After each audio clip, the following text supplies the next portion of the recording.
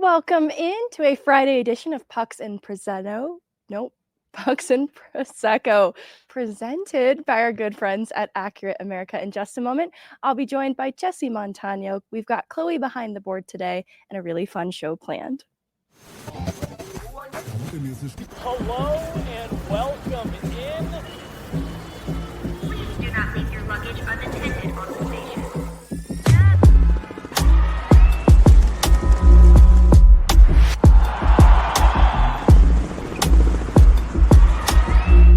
Welcome to the show.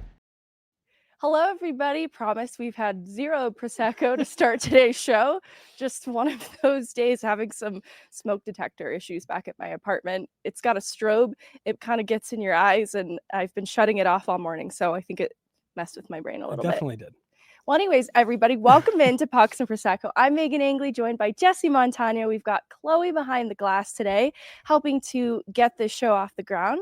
We got some fun topics for you guys. We should throw in the Chloe got back into town yesterday evening, so there wasn't enough time to get everything pulled together. So I'm pinching. I'm getting a lot of use out of my pink hoodie, Megan. Pinch hitting today.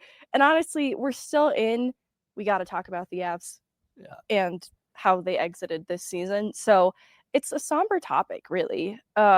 I don't know why I'm so upbeat, because we still have so much to unpack that we've been just going through these topics as the week has gone on. I didn't want to spring that on poor Chloe too. Right. Like, hey, welcome in. Let's talk about a brutal loss. Sad things. You mentioned your strobe light smoke detector and how it may mess with your brain. If you have any type of light sensitivity, flashing light sensitivity, anything like that, you can't go to Dallas Stars games. And no, we haven't had a chance to talk about it because the series was so back and forth. But can we just park 1 minute to talk about how ridiculous that in-game experience is at American Airlines Center? I'm really conflicted because there's obvious huge investment in the production of what they're doing in arena. But it's crazy. There's so many warnings as you get up to the arena, as you're going in, about the use of the lights, because it is next level. It's not ordinary, and it's strobes, lasers all over the place. Even in the press box, there's a spinning strobe in particular that would get me right in the eyes routinely throughout the night. Because it was, and what you figure out after being hit by like the fifth time of the strobe is like, oh, okay, it's on like a cycle. It just hits the same spots every 10, 15 seconds. And I'm not even necessarily saying that it's like a bad in-arena production. Like you said, you can tell there's been a lot of time and money and all that put into it, but it's nothing but strobes, colored lights, and laser effects. It's overwhelming, to say the least. It's incredibly overwhelming. Overstimulating, even if I can be so bold. No, it is. It's too much going at once. And they also have a lot of entertainment in between whistles. I love dance, so it's not necessarily a criticism, but they have full-blown choreography dance performances just in between whistles, like commercial breaks is maybe the better way to lay that out. And it's just a lot going on, like in the way that Nashville has live music sometimes in arena. I think that's really cool, but I would definitely get overstimulated. Not every game. I don't want that every game. No, that would definitely overwhelm me a little bit. But you said, strobe light messing with your brain, and I just had to bring that up because we hadn't talked about it. Maybe it messed with the Avs brains. Maybe the bad ice and the strobe lights are actually a strategy on behalf of the Dallas Stars. Yeah. The comment says it's very college football-esque. Megan, I said to you, and I said, Megan's going to get mad at me when I say this, but like it felt very minor league hockey to me, where it was just, everything is a little bit over the top because you have to, minor league teams have to do a little bit more to get people in the door. That was what it felt like to me in Dallas. And it didn't hurt my feelings. I went to Lincoln Stars games when I was in high school, and they told me, like, Zach Brown Band, the people who used to do lighting for Zach Brown Band on tour, were doing the in-arena lighting for the Lincoln Stars in the USHL. And they had this giant star that came down and all these lights. And so, you know what? It absolutely tracks with what you're saying. And the icebox was super fun, I think, in part because of the entertainment. Yeah. But the crowd was really good as well. Yeah. So no offense taken on my part. Okay, good. That was all I had to on that. I just wanted to make sure we got that out of there. That's a nice segue, though, talking about minor league hockey or lower levels of hockey. We're going to talk about the Eagles to start off the show, because I think I can pull a common thread here. Today's theme is spite. All right. It is, because the Colorado Eagles just advanced to the third round in the Calder Cup playoffs in the division finals. And they did so by beating the San Jose Barracuda. Now, if you'll recall, I came on here and talked about how much I hated the weekend series against the Barracuda in the final weeks of the regular season. This was the series where Jacob McDonald was injured, and his ability to break the AHL record for goals by a defenseman was directly threatened by this happening. And Scott Sabourin was the player at the root of all evil, really, in the weekend series, but especially with respect to J-Mac's injury. He really got under my skin. I just thought it hurt the integrity of the game. I didn't feel like I was watching hockey. It got really out of hand. Probably familiar, right? In this Barracuda series, though, in the playoffs, I think it was a lot more contained, but it was still pretty, what's the word I'm looking for? Like, it was just a pretty gross display. Like, Matthew Phillips gets interfered with. He takes this big hit. He's on the ice, and Scott Sabourin's getting called for a penalty. And in frustration, I'm assuming, over the penalty, he launches a puck into Matthew Phillips lying on the ice in pain. And so maybe he's aimlessly launching that puck out of frustration, or maybe he's launching it directly into Matthew Phillips lying on the ice in pain. You know, you've got guys running Trent Miner, and you've got guys basically shaking TJ Tynan down, trying to steal his lunch money. Lots of things happening away from the play. Scott Sabourin typically at the root of all evil yet again, but it's kind of everybody. And so it was frustrating, but also rewarded them in ways like Taylor Makar. He draws in for his first playoff game in Game 4, which is a game with a chance to advance to the next round. It's an elimination game for the Barracuda. So I make mention of that because that's just significant for how the coaching staff views Taylor Makar. I think what he adds in his speed was something that over the course of the series, Barracuda was doing well to contain the Eagles through the neutral zone and slow them down in transition. And so Taylor Makar just was sort of this secret weapon that they'd kept over the series that they could deploy in Game 4 and help with his speed get a few more entries and a few more rush chances. And so that was really cool. But because he wears Makar on his jersey, he's taking a lot of crap that he shouldn't have to. And he's just eating it. He's not bothered like by it at all. At him, you're saying? No, or... they're completely holding his stick in a corner. Yeah. There's no puck. They're away from the play completely. Like, he's eating cross checks in the back, just going to the bench for a change. Just unnecessary violence. I'm being dramatic. When you were talking about the puck being shot at Matthew Phillips, I had to look up to make sure I was thinking. Do you remember? And I can tell you the exact year. I've got it pulled up here. Oh my God, this was back in 2011. Oh, yes, God. Alyssa. Sorry, Lincoln Stars, Lincoln, Nebraska, yeah. Icebox. Exactly right. Do you remember? It was back in 2011. There was like a full brawl between the New York Islanders and Pittsburgh Penguins. By like the end of the game, there was like 4 guys left on each bench because so many players had been kicked out. Yes. You remember that? So there was spillover from a previous game, but what started all of it in that game in particular was Trevor Gillies from the Islanders took a run at a Penguins player, and as he was being tossed out, just the Penguins player was down on the ice injured. And as Gillies was being tossed out, he was still trying to get at the injured Penguins player, to the point that when the refs finally got him off the ice, he came back and he never stepped back on the ice, but he was standing in the doorway yelling at the Penguins player to get up and to like come fight him off the ice and all that stuff. And just as you were describing, because I remember that even in 2011, when there were still enforcers on most teams and things like that. Like, I even remember that being like this is a moment that has clearly gotten the better of Trevor Gillies and he's flown off the handle a bit here. That's just a little bit of what your story reminded me of, pucks being shot at Matthew Phillips as he's still trying to collect himself and get up off the ice, where it's just like he's writhing on the ice in pain. Right. And it's like, just, what are you doing? Like, hockey's a violent game. It's absolutely competitive, all that stuff, but there are both official and unofficial lines that you don't cross. And one of them is when a player is down on the ice injured.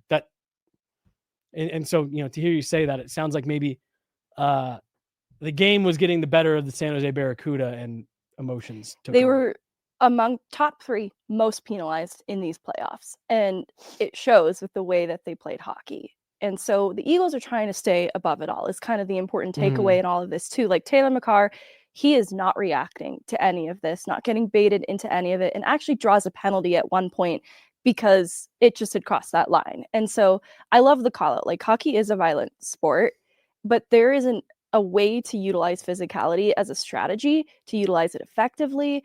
And San Jose just kind of lost a little bit of their senses. And so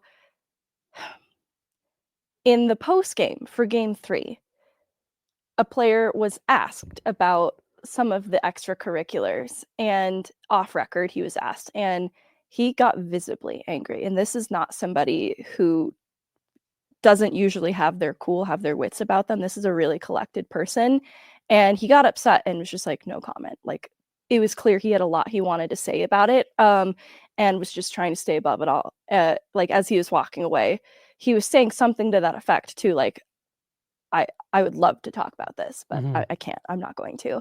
And the same night is when Pavel Regenda has that absolute crazy, but I love it quote to Sheng Peng of, we're not losing this series. We're going to beat their ass tomorrow. And so I love the contrast of the two, the player off record, not even willing to engage with how this series has gone a little bit in that sense. And then you've got San Jose, like, we're beating their asses tomorrow.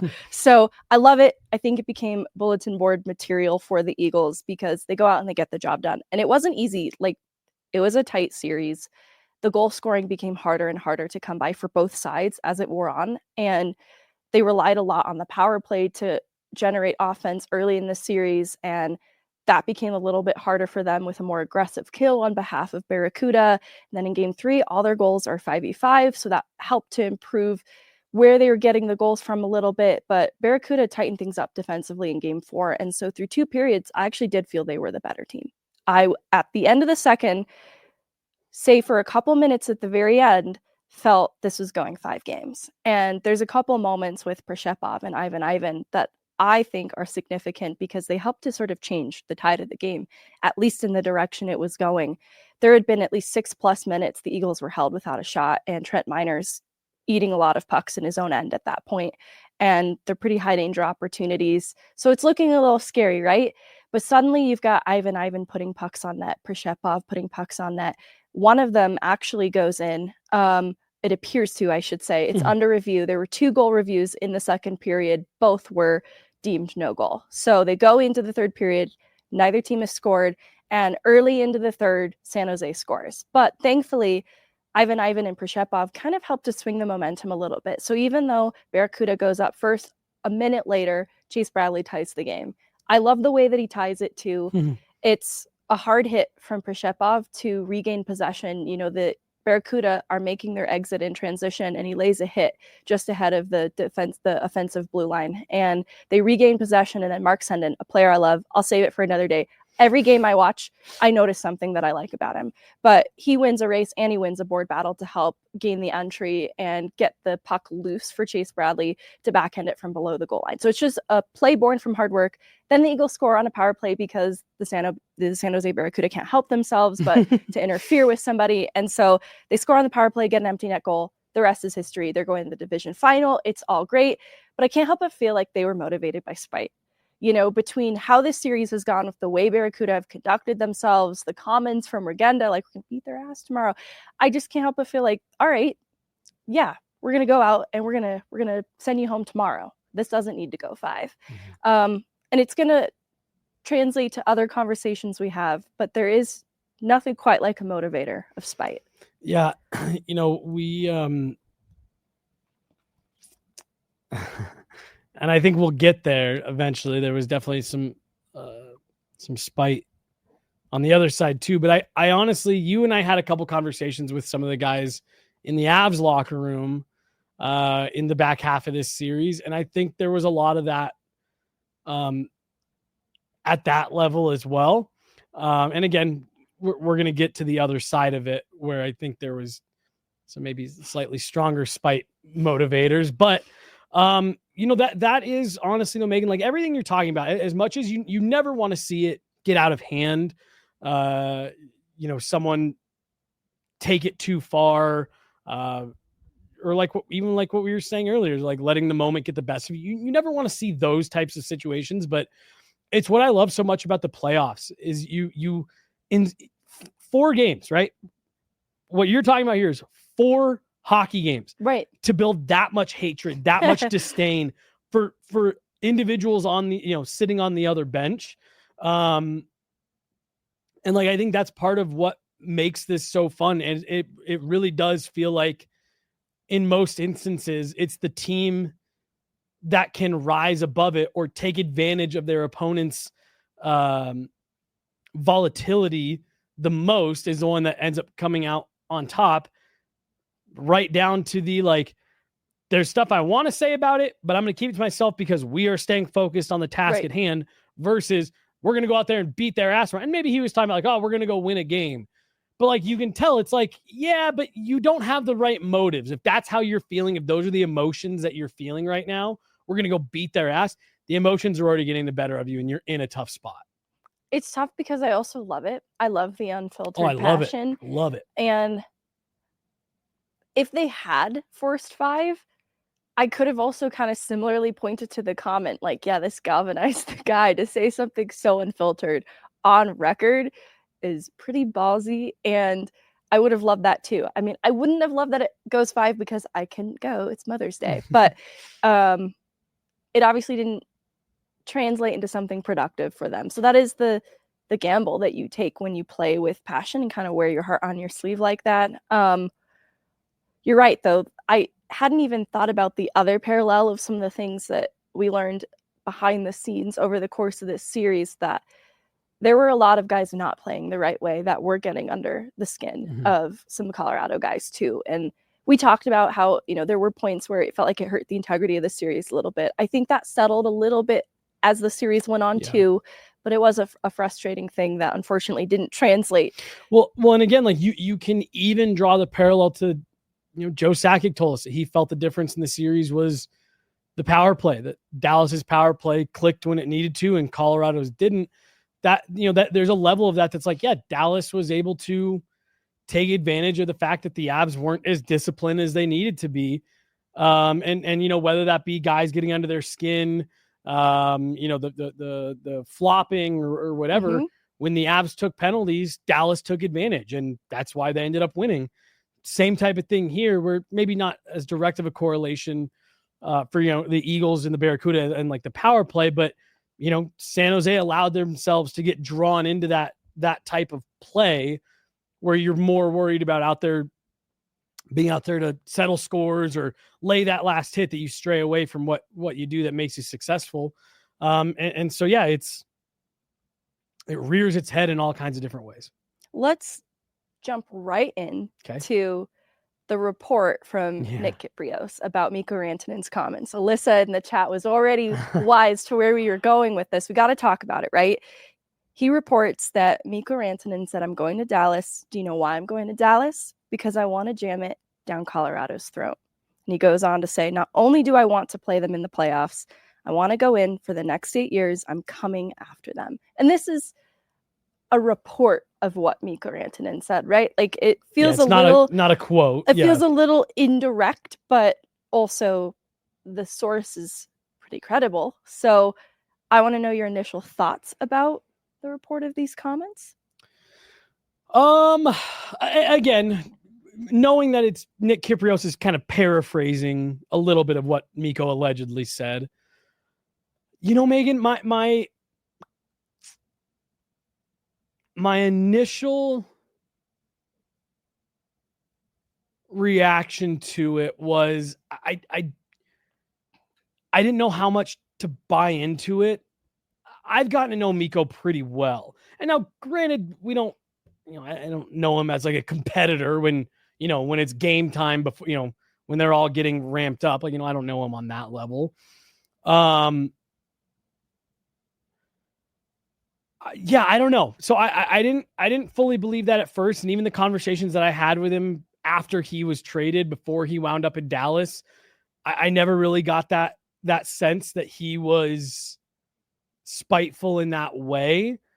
But at the same time, as good of friends as I'm sure he still is with all the players, I'd be willing to bet Chris MacFarland is not getting a Christmas card from him. So like, I don't know. Could Mikko have seen that situation and said, like, had he signed with Dallas in free agency, I would be much more inclined to believe it. But I don't know. I really don't know. Those just don't sound like the types of comments, the Mikko Rantanen that I've gotten to know over the last 8 years. That just doesn't sound like something he'd say. But it's hard for me to doubt it, given that he really did seem as blindsided by this as anybody. Hurt people.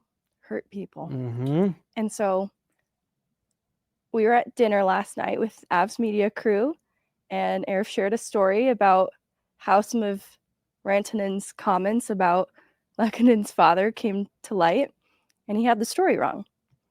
Mikko Rantanen pulled Avs PR aside to pull me aside, and I was the one who spoke with Rantanen about those comments, and he was pretty heated. And the Rantanen that I saw in that moment is a Rantanen that would make these comments, to be honest with you. What did Ray Bennett say? I actually was just Googling that. I don't know what Ray Bennett said Mikko said to the bench after the hat trick. Yeah, I'll say I haven't seen anything on that. So I would love to know more about that. Yeah. But I've seen a version of Mikko that would absolutely say this. But what I will say too is I don't think it is coming from the place people are receiving it. I think Mikko's really hurt by how the front office handled this, and the shock that he had to endure, the criticism that he had to endure. His family, his girlfriend's name is being dragged through the mud. People are eviscerating her appearance and just being terrible.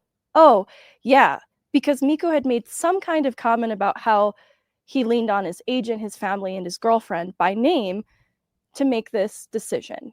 Around not signing in Carolina for an extension and entering the trade block and going to Dallas, ultimately signing an extension there. And so saying that, people on maybe like within the Carolina fan base really felt that the girlfriend was the scapegoat in all of this, that she didn't like Carolina, she's to blame. And so they're just attacking so many aspects of her so needlessly. And so there's a lot of emotion involved for Mikko Rantanen and what he had to put up with following this trade. Not only the shock of losing your best friends that you've shown up to the rink with for the last 10 years, but also the toll that it took on a close loved one, obviously, but just his personal play, every shift being scrutinized. He's a ghost, he's lazy, he's a MacKinnon merchant, right? That had to add up at some point to a lot of frustration that I think comes through in that type of quote that I don't think is directed at Nathan MacKinnon. I don't think it's directed at Cale Makar. I think it's directed at the Avs front office for the crap that he had to put up with following such a shock trade. And look, there's responsibility worn on either side. So it's not like I'm saying Mikko's a total innocent in all of this. Mm-hmm.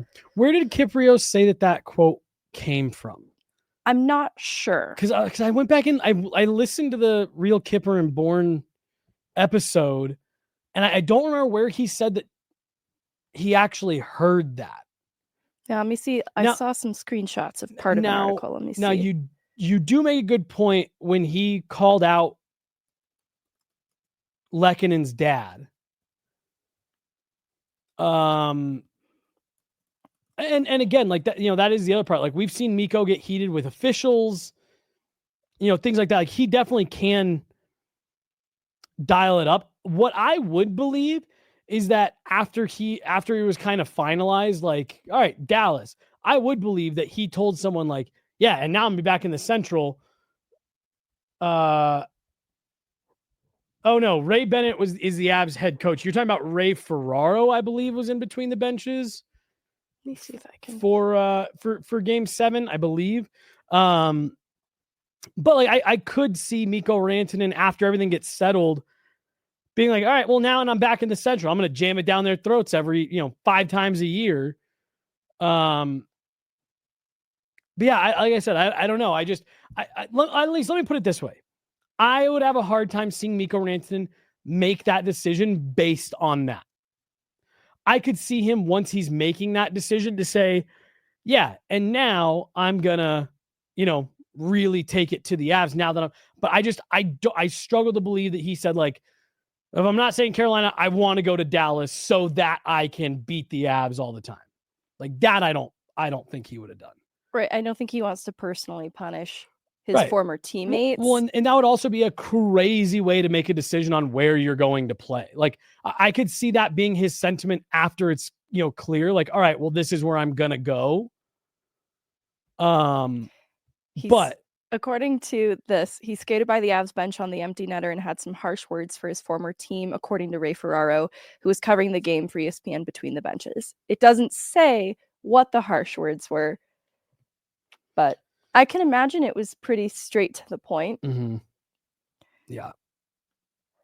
I think there's a lot too that comes through in the heat of the moment. Oh, totally. Yeah. Anything that's said on the ice. I once played, and again, I'm talking about when I was fucking like 16, 17, 18 playing, hockey and stuff like that. But like, we traveled a lot. We had a competitive team, and there was another team that was here locally that we, competed with a lot. And there's a guy on this team who his dad was a coach. Well, he decided at a certain point, he left the program he was with and started playing with us. And we played his dad's team. His dad was a coach. Like we played that team, the championship of a tournament. And I will never forget, to this day, him and his dad were barking at each other. And it was just like, oh, you guys drove here together. Like, what the hell? And so to your point, like Mikko skating by the bench and saying something like that, that's all, heat of battle. You're in the war. None of that stuff bothers me. I hope he did say something crazy. That's what I'm saying. Like, yeah, like good for you. Like that's your moment. Well, and on the topic of spite, I don't want to transition away from this topic too suddenly if we have more on it, but I think the Avs have a lot of material to work with in terms of how this exit can fuel them for the year to come. Well, and 100%. Yeah. We're going to have all summer to unpack that, but I completely agree with you on that. And like it's one of those things where, okay, I saw a bunch of people saying, well, Mikko got the last laugh. No, the last laugh is going to be what happens over the next 8 years. If the Avs go on to eliminate the Stars for 4 out of the next 5 years, well, then the Avs got the last laugh. If Mikko Rantanen goes on and wins 3 Stanley Cups and all this shit and the Avs don't ever get out of the first round anymore, then yeah, Mikko gets the last laugh. But we are far from the last laugh in this saga. But yeah, Mikko definitely won round 1 emphatically. And if the reports from Nick Kypreos are true and what he was saying on the ice, like, yeah, good for you. Like you got your moment and you never know when the next one's going to come. So take this one and enjoy it for sure. Like I'm sure Mikko did. And this one, not very funny on the Avs side of things. So I want to talk about some other post-game comments born from the Game 7 loss, and that's Nathan MacKinnon's comments. I don't know how much we've talked about it yet. On a show, we've talked about it to each other and asked Mr. Chris McFarland about it. But Nathan MacKinnon said they were missing their best D and maybe their best forward. We still couldn't beat them. I don't know what we're going to do. Now, that doesn't read as spite to me, but I still want to talk about those comments and what they mean for the future direction of this team. The concern I think I see from people in discourse is this is a leader on your team who feels, sounds despondent. So what does that mean for the future? To me, Megan, and again, like you said, you and I have talked about this. I think the Avs have a hard time beating the Dallas Stars. And I think those comments from Nate were him acknowledging that like there is some, and I'm not talking about like, real like mystical forces, but again, like Tom Brady had a really hard time beating the Broncos in his career. Alex Ovechkin for decades could not could not get past the Pittsburgh Penguins. There was another example someone gave to me just the other day. I mean, fuck the LA Kings and the Edmonton Oilers. Like, you just have certain teams, matchups, whatever, that it's just there's that inherent sense of belief on one side that we're going to figure this out and get the win. And then there's the inherent impending sense of doom on the other side. And I think that is the current relationship that the Avs have with the Dallas Stars, where whether it be, playoff matchups, regular season, the Dallas Stars just give the Avs fits no matter what. And to me, I read those comments from Nathan MacKinnon as, we did everything. We didn't have the injuries. We had a good roster. We had the goaltending. They were missing guys. And what the hell? We still can't beat them. That was how I took those comments, more so than him actually saying, like, well, I don't know, maybe we should just tear it all down. If we can't beat them, then maybe, I took that as a player who is now lost to the Dallas Stars 3 times in the playoffs. The first 2 times with crazy circumstances where they got close both times, regardless of the injuries, regardless of Al Nichushkin, regardless of being on the third goaltender. You got really close the first 2 times. So to me, I read that as Nate saying, all right, well, this was the time that everything did align for us and we still couldn't do it. What do we have to do? I took that more as shock of the moment than actual, like, how, maybe we just need to tear it all down. Yeah, I receive it similarly. It's unsurprising from Nathan MacKinnon. That's who he is as a player. He's very raw, post game especially. Earlier in the series, he was asked about the struggling power play, and he just said, I don't know. And the thing is, he's not actually sitting there, I don't know, so I'm not going to do anything about it, not going to ask any questions. There's no path forward. He defaults to this kind of, I don't know, when he doesn't want to talk to you about it. And it's going to require more thought. That's absolutely going to come. I think this is a person that ruminates on this type of thing. And so I don't receive that as a player who feels there really is no forward direction for this group. Just in that moment, doesn't know how to talk about it and doesn't particularly want to. Well, right. And how do you process what just happened? Like, how do you, it's, I was saying before the locker room opened, I was saying this is a great example of why we need exit interviews. None of us want to go in there and talk to them right now. They don't want to talk to any of us right now. They don't really have anything to say right now. Because I'd be willing to bet if we talked to Nathan MacKinnon today, he'd probably have a lot to say. And he'd probably have a lot of thoughts on how the series went and why it ended up the way that it did. I really do, Meghan, and people aren't going to like this, and people are going to say it's excuses or whatever, and that's fine. People can feel how they want to feel. It doesn't bother me. I think I think the Dallas Stars are in the heads of the Colorado Avalanche players. And I think that was also true of Mikko Rantanen for as long as he was an Av. And if the conversations of the spiteful motives are true, I would say that he probably said to himself, like, well, I know that they hate these guys. I know that Nathan MacKinnon and Gabe and all them can't stand the Dallas Stars. We just can't seem to beat them. And now they're collecting former Avs players that have an issue with the organization.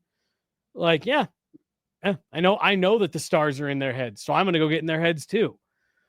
And that to me was what Nathan MacKinnon's comments were. I don't even know what to say. Right. Because there is not only did the Stars align for them in terms of like the roster and the goalie and all that stuff, like, you were the better team objectively.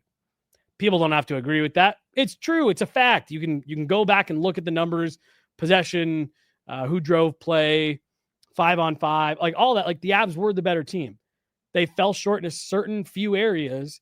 And as always seems to be the case when the Avs play the Stars, it's the weird things that align. And for a decade now, they've always broke Dallas's way. And it was just another example of it. All right. First of all, I agree. I think real analysis comes with time to process, and he just needs time to process. Let's do a little we listen and we don't judge. Can I really fast? Yes. I do just have to point out, Meghan, I was talking to someone the other day because there's a comment, and eventually we will stop talking about Mikko. We will eventually get far enough from the trade that it won't be a thing that we really talk about much anymore. But I just have to point out, going back to last year's playoffs, my mentions and my DMs were full of some of these same Avs fans that we see on Twitter now complaining about how Mikko Rantanen embarrassed the Avs, saying they just need to trade Mikko. You just need to trade him. He's not worth what he wants. He's lazy. He's this, he's that, he's this, he's that, blah, blah, blah. So there was, at least online, a large contingent of fans who wanted to see the Avs move on from Mikko Rantanen so that they could diversify the lineup, get more depth, have more flexibility with the cap. And you and I would get on this show and be like, I don't really know if you guys know what you're asking for. Mikko Rantanen's really good. Now we're seeing the other side of it. And so I just have to point that out, that there were a lot of people who were on board with trading Mikko Rantanen. And now they're angry that the Avs traded Mikko Rantanen. And I just have to call that out. Well, 2 hat tricks in the playoffs, back to back. There's a recency bias. Totally. That's informing it. Totally. And the playoff numbers for Mikko Rantanen broke records within the Avs franchise. So he's a playoff performer. But, the criticism, it always came with different qualifiers. Like, yeah, but it's secondary, it's a secondary assist. He kind of just picks up points. But there's real playmaking involved too that I think people undersold along the way. But he was an impact player for the Avs in the playoffs. That's the bottom line. But he wasn't this back-to-back hat tricks. That's not sustainable. Would you agree? Oh, 100%. And I was Bama Metcalf. So I want to say I think very highly of Mikko Rantanen. I think Mikko Rantanen's an elite player. I think when the Avs traded him, we got on here and said you just traded an elite goal scorer in the NHL. That's hard to replicate. But I also think this comment is true. There's a lot of talk right now about what Mikko Rantanen has done to take over the Stanley Cup playoffs. I am not discrediting what he's done. It's been incredible to watch. Mikko Rantanen's got 11 points in 3 periods. He had 4 points in the second period of Game 6. Didn't really do much outside of that. He popped off and picked up 4 points in the last 12 minutes of Game 7.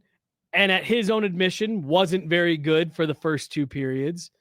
And then scored 3 goals in Game 1. And those were the only 3 goals that Dallas scored. Mikko Rantanen, it's been incredible. The Avs are a bounce or 2 away from in earlier games in this series from the series coming to an end before 7 and people saying, wow, Mikko Rantanen absolutely no-showed in this series against the Avs. The Avs, look like geniuses, da-da-da-da. He's been incredible, not taking any of that away, not taking anything away from the fact that he is doing all of this in 20-minute chunks. But I do think there is a teeny bit of, 1, what you're talking about, the recency bias. And 2, there are some people that are talking about it as if he just made the Avs' life a living nightmare from the puck drop of Game 1 till the final whistle of Game 7. No, he really came on like gangbusters in the back half of Game 6 and at the last minute, at the 11th hour of Game 7. And hey, credit to him. That was when his team needed him and he got it done. And again, he does skate away with the win and all that stuff, but let's not get overly carried away here. Yeah, his production, even after the multi-point period in Game 6, was close to Marty Necas through that point, though he had the edge after that. It was, I think, an assist difference, a point difference. No, it certainly would have been a point difference. But either way, timeliness matters. We've talked about that at Mhm. length. Let's transition to our we listen and we don't judge. I'll start with you Okay. because I think mine will be another way to transition into some other topics we already plan to talk about. Yeah. So this is one that I told you, I really only have one for this segment that at least as of right now, maybe we'll keep talking and I'll feel some other stuff, but this is something that I already know people are going to That's why disagree with. we listen and we Right. don't judge. And we're not gonna judge you're each allowed, other. You're allowed to judge in the chat, though. There's been a lot of talk about Chris MacFarland in the last 2 weeks. I'm not going to say that people aren't right to be having the conversation. But my listen but don't judge take is I don't think Chris MacFarland should be getting dragged for the Mikko Rantanen trade. I think it was highly defensible when he made it. I think it was a difficult move for him to make, and I think he did the right thing. I think Chris MacFarland did everything he was supposed to do when you're trading a player of that caliber.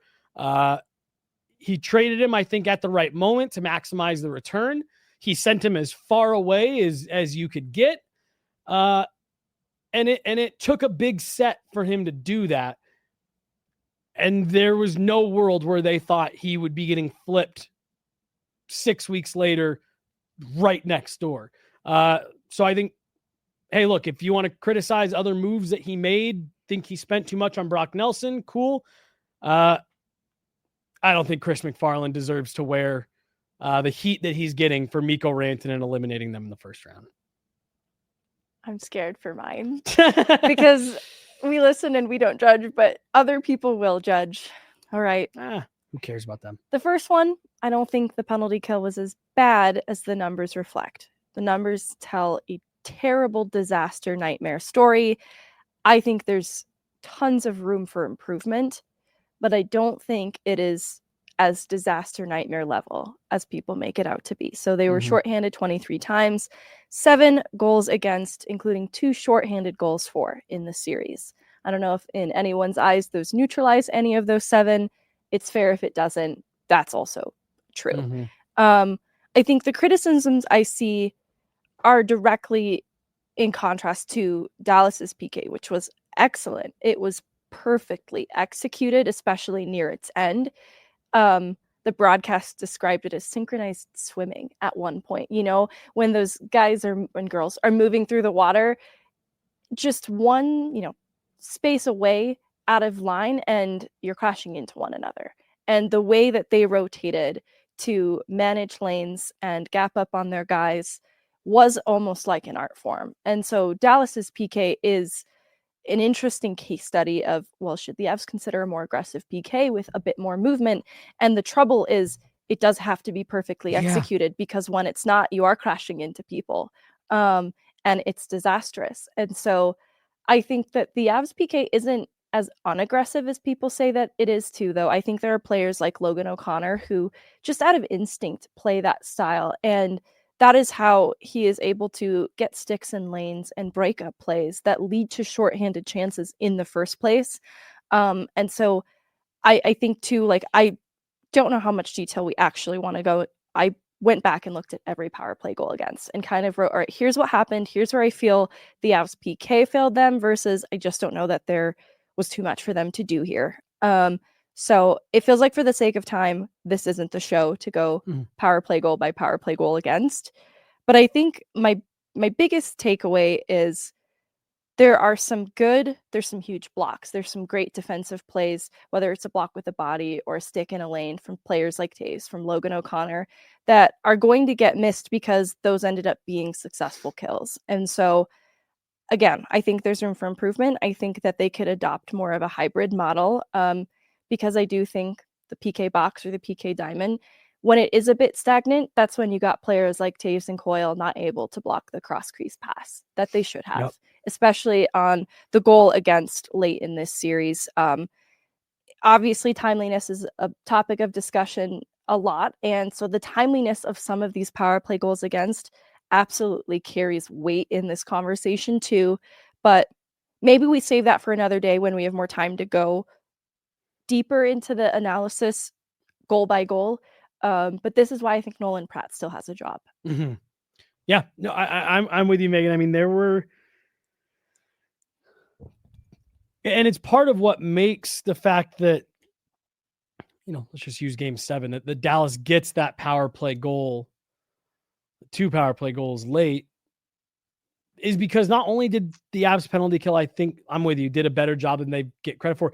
I think some of the kills that they had were at like crucial times.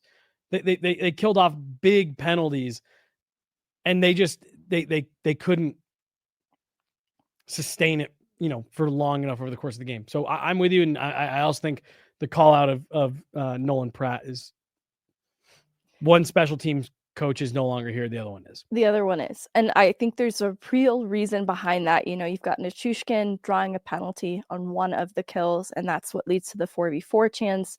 They score. That's a huge moment, obviously. There's a big hit from Manson on Jamie Benn in game 4 on the kill that just, the physicality sort of escapes the conversation in this series. Some good clears, pressure from players like Kiviranta up ice too. And look, Kiviranta left me wanting in this series. So this isn't me caping for Kiviranta, just specific moments on the kill that kind of fly under the radar because it didn't result in a goal against. So it's all very nuanced. I think that everybody can get into black and white ways of thinking when it comes to our analysis of this series because we're all really hurt by it. We're frustrated by it. So that's why we listen and we don't judge, and you didn't. I really appreciate that. Yeah, I don't know if I'm hurt by this series, but it definitely was yeah. Truthfully, yeah, I mean, I don't. I have one more. Let's hear it. All right. Let's hear it. I don't think small defenseman is the reason the Avs lost this series. I have Co-sign, retweet, all of it, Meghan. I'm referring to them as the small Sams. But I've seen a lot of criticism of both of them, and this crying out for Erik Johnson, and just other, I wish we saw Keaton Middleton in this series. Why didn't Erik Johnson play after game 1? Have you ever heard the phrase, the backup quarterback is always the most popular guy in town? No, but I like that. it's a phrase that means, yeah, the unknown is always better, right? In the eyes of the fans of, well, hey, maybe give this guy a shot. Look, I love Erik Johnson. I'll even go as far to say I wouldn't mind if he's not retiring, if they brought him back next year as the 7th D, the guy who can rotate in. I was quietly impressed by what Erik Johnson did for the Avalanche down the stretch. So, that's where I'm at with Erik Johnson. That said, I thought Sam Alinsky was very good for it being his first playoff run. Sam Girard, look, are we going to remember the puck going off his stick? Off his skate in game 7? Yeah, that might stick with us. If his stick was 2 inches longer, does he maybe seal that post? Maybe. I don't know. But yeah, I had a good buddy of mine who texted me. He was like, yeah, maybe you need to flip one of these smaller defensemen. And maybe you do, but I'm with you. I don't think that was the reason why the Avs lost this series. No, I think there's tough moments like the Mikko Rantanen wraparound that goes off of Girard's skate that is fresh in people's minds. So there's this scapegoating mentality that has always existed around small puck moving D. And I think the trouble is they're evolving before our eyes, and we're just not really accounting for that evolution. Even Girard has become an essential piece in their PK because he is so good defensively, particularly like a Taves with a stick play. Getting in his lanes. Exactly, because he's mobile, honestly. It also enables him to be that player that can gap up on his guy. And I know people aren't going to want to hear that, but there are benefits to having the mobile defenseman in the lineup that I'll get to in a second. But same for Malinsky, a player who, though is in the undersized category, did a lot to build up strength over the offseason. And again, though coming in a bit undersized, a lot stronger in his skates than I think people give him credit for. And I think his first game drawing in for the playoffs was a test to see how he could handle the physicality of the Stars, because it is a really strong part of their game. And he handled it well, and he continued to over the length of the series. And so he would just wear contact in his end and resume playing. He was unaffected by it in that sense. And he even tried, dish hits of his own. But you look at the 5v5 defensive metrics, and outside of Erik Johnson, who played the fewest, he allowed the least amount of shots against of anybody else on the ice. And so I think this notion that they got eaten alive or they were too soft, I don't think it's real because, again, on the whole, the Avs emerged as the team that would out-hit Dallas on a nightly basis by almost double. And a lot of that was coming from the fourth line and Parker Kelly single-handedly. But it was across the board. Everybody was hitting. Gabe was throwing hits. MacKinnon was throwing hits. Obviously, Parker Kelly, the entirety of the D. And, Manson had an intriguing series. He's obviously representative of size, so he's a little bit different in this conversation. But the pucks to the net for Manson, he was probably one of the highest volume shooters out there, and his physicality was ever present throughout the series. There are some rough moments with puck management for everybody on this team, Manson included, but I think that Manson and Taves had kind of an understated playoff series. I think Girard and Malinsky are getting scapegoated for things because Dallas made it hard to get up ice. They clogged the neutral zone. It was difficult for the Avs to attack with speed.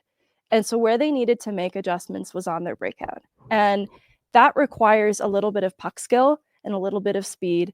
Erik Johnson wouldn't have been able to help with that. That is where Sam Malinsky and Sam Girard tangibly came into play because, there's a MacKinnon goal that springs to mind that the breakout was a direct result of Malinsky. And obviously Malinsky has a point on the Nichushkin 4v4 goal. But there are going to be plays up ice and transition that you can credit to a good breakout on behalf of Malinsky and Girard that don't necessarily result in a goal, but that's time otherwise spent in your own end if that breakout doesn't happen. And so, again, it's like the penalty kill. It's going to fly under the radar because it didn't stop the goal from going in or it didn't result in a goal. But the bottom line is the Avs wouldn't have had the possession numbers that they put up 5v5 if Malinsky and Girard weren't in this series. So I want to go back to something you said at the very beginning of that about Sam Girard being so mobile. I said to Corey Massasak during Game 7, I said, there was a play that Sam Girard made, and I said, he plays on a team with Cale Makar and Nathan MacKinnon. That's where a lot of people talk about the skating. Sam Girard is an unbelievable skater. Yes. He's an unbelievable skater. His edge work, his agility, his ability to change directions.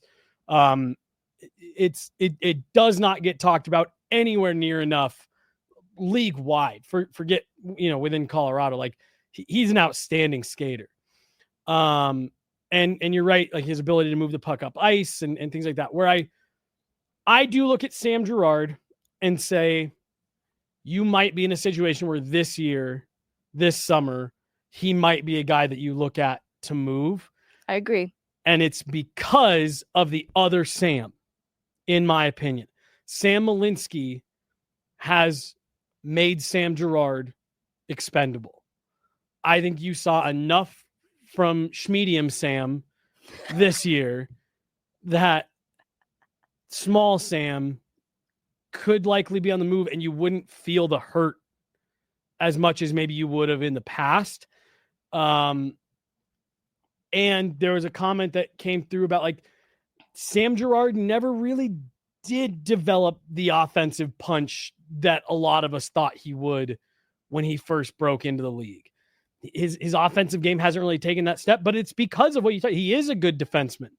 He is good with his stick and getting in lanes and sticks and skates and things on pucks. But I think he's someone that you could flip to a team this summer, either clear up some cap space for yourself or use him to get back a legitimate asset.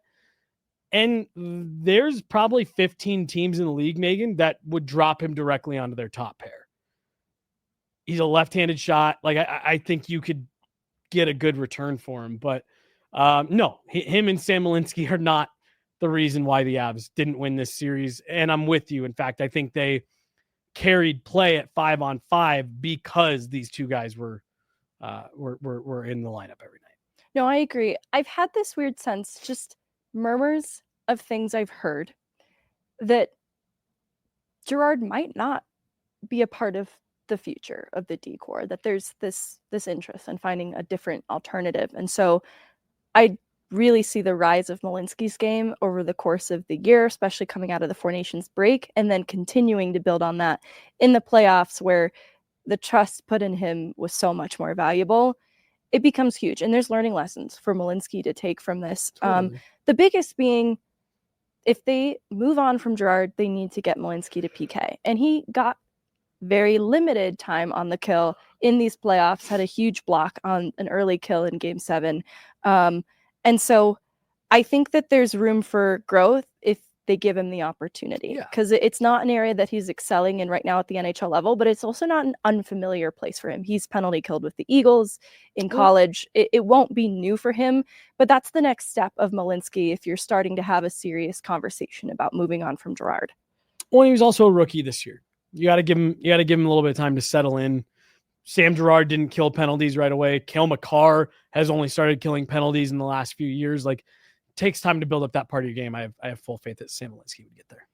All right. I think for the sake of time, we might have to save some of this for our future shows. I want to get into the individual performances of everybody over the span of these playoffs, because the next real big meaty topic to get into is the future. What is the future of the prospect pool, draft capital? How does that impact their window moving forward? And what does the team look like next year? Who should the Avs be interested in re-signing to an extension? You know, like the Brock Nelson conversation. How do we feel about another year of Marty Necas? Is that a player they should be eyeing to extend past next season? And so I want to get into that. So I'm also just letting our viewers know we still plan to talk about these things. Yeah. But I think that kind of covers a lot of the bases from today. Do you have any final thoughts? No, I don't have any final thoughts, but I have a lot of thoughts on the stuff that you were just talking about. So I want to make sure that we park some time for that next week. Yes. Because look, I think Chris McFarland's going to be aggressive. I think this loss has shaken the organization, and I think rightfully so. And I think you need a little bit of that. And I don't know what all they end up doing this summer, obviously. We may end up getting next year and the team looks relatively similar. But I think they're going to really try to shake things up this summer, especially depending on who ends up getting to the open market, or if there's deals to be made or whatever. So I've definitely got a lot of thoughts on that, but no final thoughts for today. Okay. I have one thing I'm going to use as bait, but Perfect. before I do, I want to remind people about our friends at Accurate America. You never know when and where the hail will hit when the summer storms come. And the last thing you want to do is be caught scrambling when it does. So make the call before the storm. Call Accurate America. They'll partner with you on navigating insurance and provide quick, professional, and knowledgeable service using the latest technology and 3D modeling. And their work is guaranteed as long as you own your home. Don't scramble at the last minute. Call Accurate America at 303-900-ROOF before the storm. All right, one last piece of bait. The Avs need to hire somebody to run their power play, right? That's going to be a position that needs to be filled over this summer. Yep. The Eagles have a top 10 power play in the American Hockey League. Do they consider an internal promotion of someone like Aaron Schneekloth, who has helped them to finish the highest as an American League team, as the Eagles in their history so far? Yeah. Is it High Note, who is specifically running the power play for the Eagles? Do they look internally? Yeah, they could. And I don't know, maybe I'm going overboard here with what I think that C-Mac and Joe are going to try to do this summer. And maybe it is more of the measured approach. Joe Sakic told us the other day, like,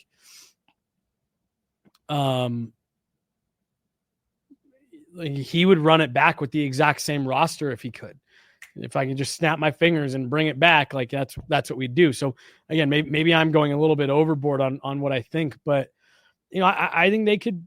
I think there's a couple big swings out there that they're going to take, coaching staff, player personnel wise, all that stuff. Like I think what we just witnessed. I think it was a franchise-altering loss, and maybe that sounds dramatic. But it reminds me a lot of 2021, where you lost and you kind of sat there looking around like, shit, what do we do? How do we even move forward?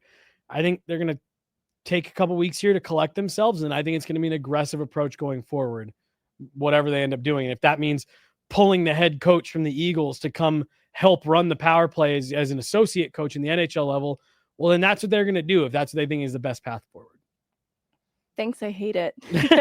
Well, and yeah, I mean, like I said, I think you are about to see Chris MacFarland manage for his job.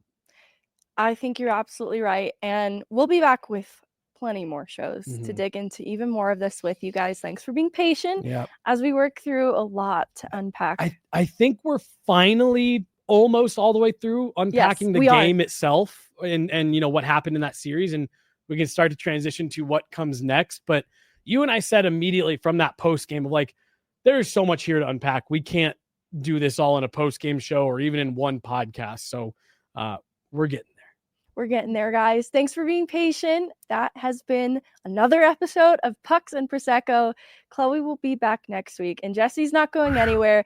There might be a pyramid. I don't know. We're a little sad. Like, this pyramid feels bad, you guys. So we'll think about it over the weekend. Thank you guys so much for tuning in.